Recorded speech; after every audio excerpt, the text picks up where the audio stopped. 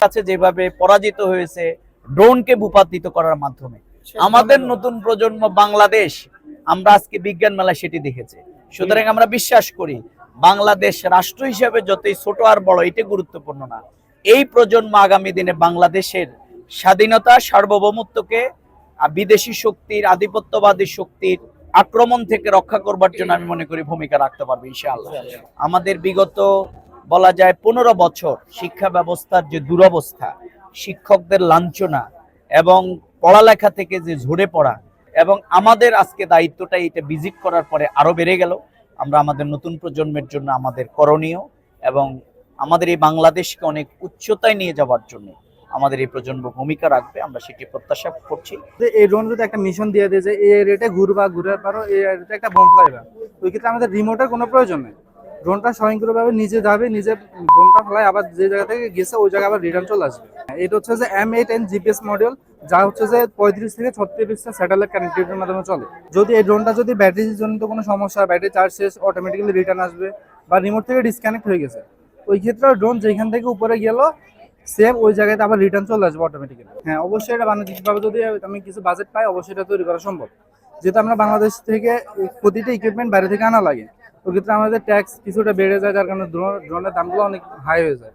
যেহেতু বাংলাদেশে কমার্শিয়ালি কোনো কোম্পানি তৈরি করে না জিনিসটা, নিজস্বভাবে তৈরি করা, ওই ক্ষেত্রে আমাদের অনেক কম দামে ড্রোনগুলো তৈরি করা সম্ভব। আমাদের বর্তমানে এই ড্রোনটি তৈরি করতে খরচ হয়েছে 80,000 টাকার মধ্যে। এই প্রতিষ্ঠানে প্রযুক্তিপ্রেমী অনেক শিক্ষার্থী আছে, কিন্তু তারা পর্যাপ্ত তত্ত্বাবধানের অভাবে এবং সুযোগ সুবিধার অভাবে তাদের যে মেধাগুলো আছে বা তাদের যে চিন্তাগুলো আছে এগুলোকে বাস্তবায়ন করতে পারতেছিল না।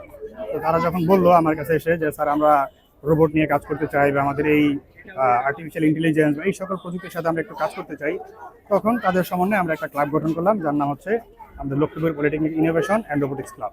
তো এই ক্লাবের আমি একজন মেম্বার হতে পারি বা মেন্টর হতে পারি, আমি সত্যিই গর্বিত।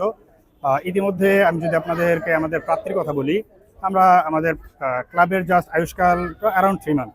এর মধ্যে আমরা কিছুদিন আগে আয়োজিত আমাদের যে উপজেলা ভিত্তিক যে কম্পিটিশনের আয়োজন করা হয়েছিল, সেখানে আমরা সম্পূর্ণ লক্ষ্মীপুর পলিটেকনিকটা হচ্ছে ফার্স্ট মানে চ্যাম্পিয়ন এবং ফার্স্ট যে রানার আপ, 2টা পজিশনে তারা দখল করেছিল। আর এখন আমরা এখানে হচ্ছে আমাদের সেকেন্ড কম্পিটিশন হিসেবে এখানে আমরা জয়েন করতে এসেছি। সেখানে আমাদের হচ্ছে স্মার্ট অ্যাসিস্ট্যান্ট রোবটের একটা পার্টিসিপেন্ট ছিল, যেটাকে আরো আপগ্রেড করে এখানে আমরা উপস্থাপন করেছি। এখন এখানে আমরা 3টা প্রজেক্ট নিয়ে আসছি, যার একটা হচ্ছে ফ্লাড এইড রোবট, একটা হচ্ছে মাল্টিফাংশনাল ড্রোন, আর একটা হচ্ছে আমাদের স্মার্ট অ্যাসিস্ট্যান্ট রোবট। এই 3টার মধ্যে স্মার্ট অ্যাসিস্ট্যান্ট রোবটটা আমাদের প্রিভিয়াসলি কিছুটা কাজ করা হয়েছিল, এটাকে মডিফাই করে এখানে আমরা উপস্থাপন করেছি। পাশাপাশি এই 2টা আমাদের সম্পূর্ণ নতুন প্রজেক্ট, যেগুলো হয়তো আপনারা অলরেডি আমাদের শিক্ষার্থীরা ব্রিফ করেছে আপনাদেরকে।